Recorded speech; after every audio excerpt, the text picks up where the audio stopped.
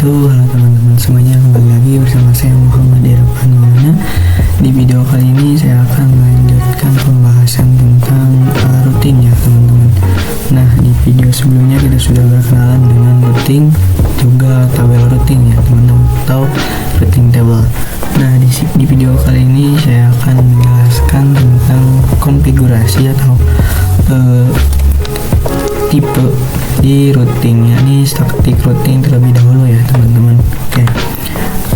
Konsep dari static routing itu sendiri yaitu perlukan dalam beberapa situasi tertentu, tergantung pada kebutuhan spesifik dan karakteristik dari jaringan yang dikelola gitu. Jadi si static routing ini kita kondisikan dulu atau kita lihat dulu situasi dari sebuah jaringan yang ingin kita kelola, dari mulai spesifik dan juga karakteristik gitu. Nah, misalkan nih kita memiliki sebuah perusahaan dengan kantor pusat dan beberapa kantor cabang gitu.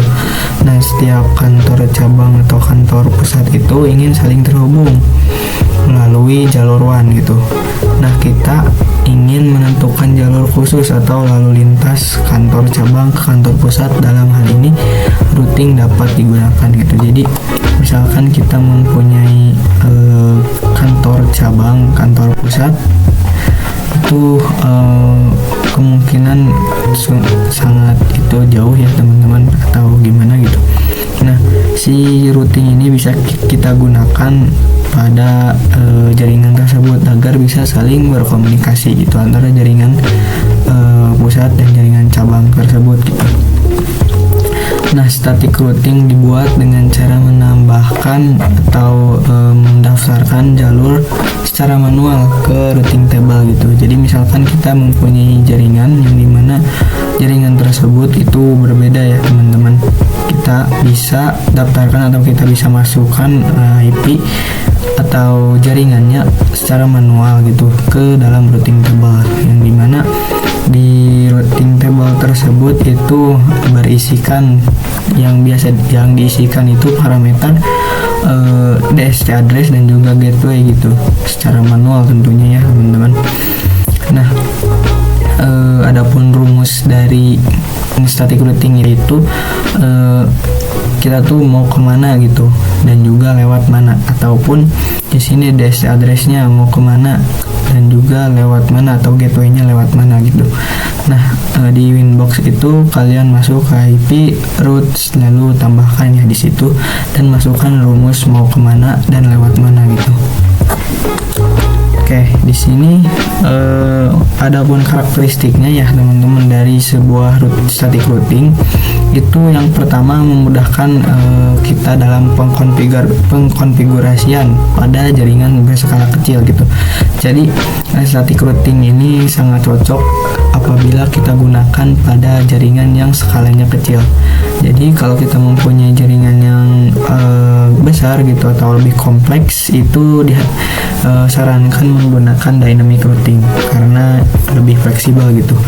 Nah, kalau static routing ini kita gunakan di jaringan yang berskala kecil karena mudah juga untuk dikonfigurasi dan juga aman gitu untuk jaringan skala kecil. Nah, static routing juga membutuhkan resource yang ringan gitu, jadi tidak memakan banyak resource. Jadi kita cocok untuk menggunakan static routing agar tidak membuang-buang resource. Dan juga di sini tidak cocok digunakan untuk jaringan skala besar ya, yang tadi saya bilang gitu. Jadi static routing ini cocoknya itu untuk jaringan skala kecil. Untuk jaringan berskala besar atau lebih kompleks itu biasanya menggunakan dynamic routing. Nah, manual konfigurasi setiap penambahan jaringan baru gitu. Jadi kalau static routing ini itu ketika kita mempunyai atau menambahkan sebuah jaringan baru, itu konfigurasinya harus secara manual lagi gitu. Jadi tidak seperti dynamic routing yang kalau kita mempunyai jaringan bisa otomatis gitu, menambahkan jaringan bisa otomatis gitu. Nah, di sini contohnya ya teman-teman, misalkan kita punya router 1 dan juga router 2 gitu, dan ini tuh berbeda jaringan. Yang router 1 itu 1.1, yang jaringan 2.1 gitu. Nah, di sini saling terhubung dengan IP address yang sama ya, dengan satu jaringan yang sama ini. Jadi kita bisa mengkonfigurasinya secara statik juga gitu.